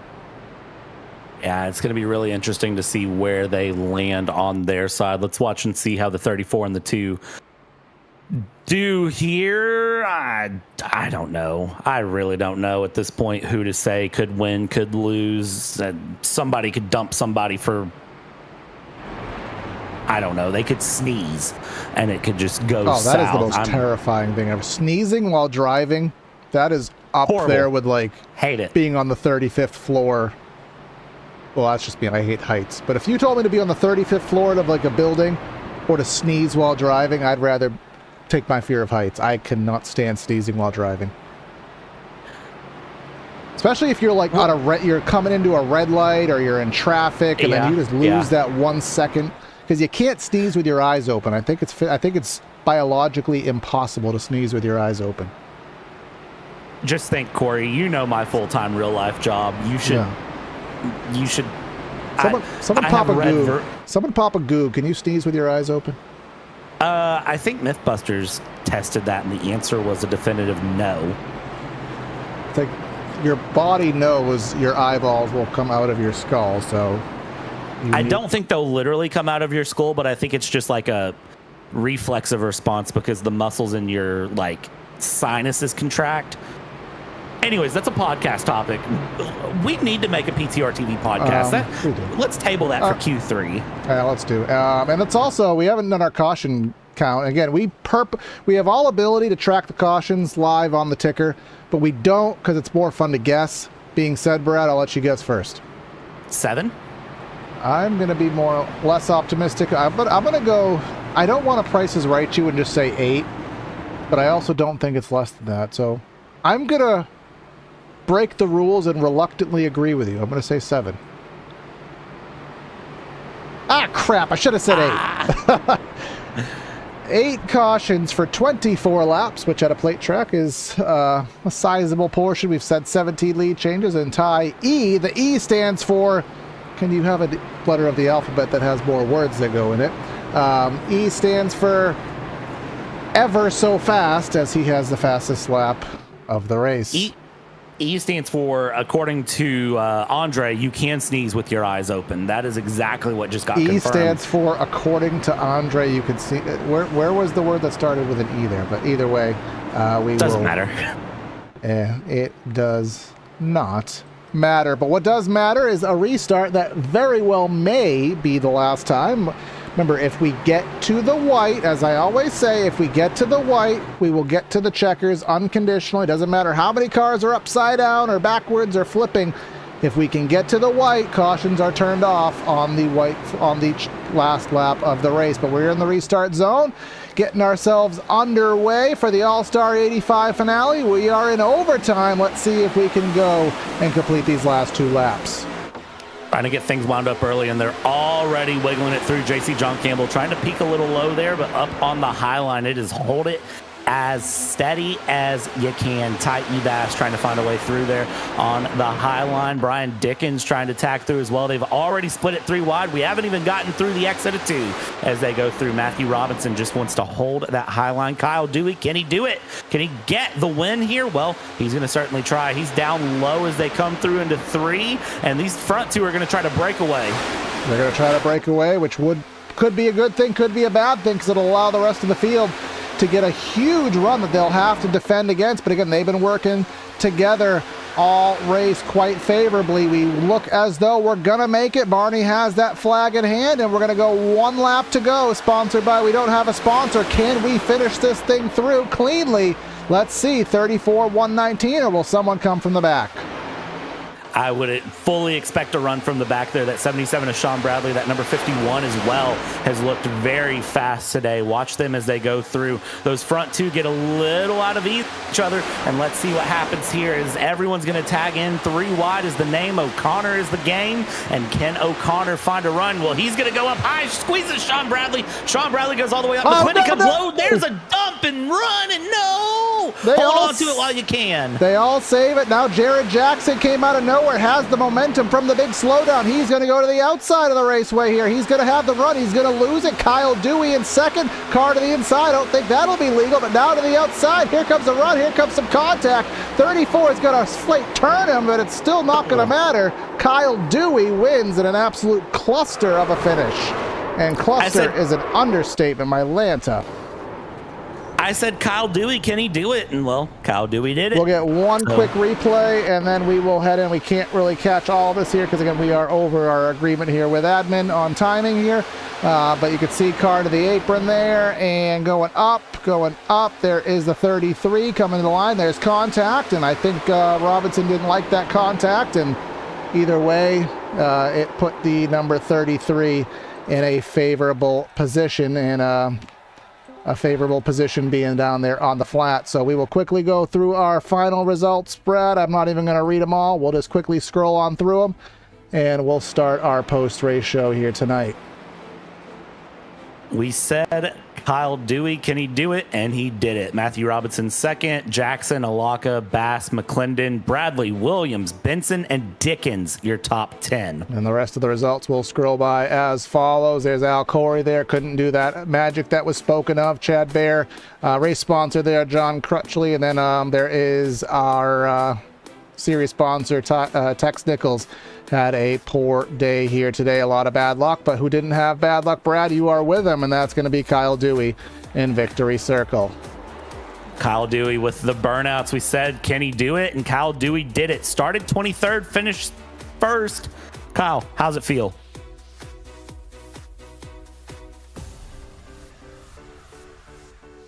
Oh, Kyle, are you there? Oh, sorry about that. I forgot it was push to talk there. There you are. Yeah, I feel great. I definitely want to thank my teammate Matt Aloka. He was able to push me through there. We were kind of scheming a little bit before that green-white checker came out, but finally happy to finally get a win under my belt. Talk to me about that final lap from your perspective in the seat there, and tell me kind of what you felt, what you saw, and especially coming through the tri-oval there to the finish line, crossing the line sideways.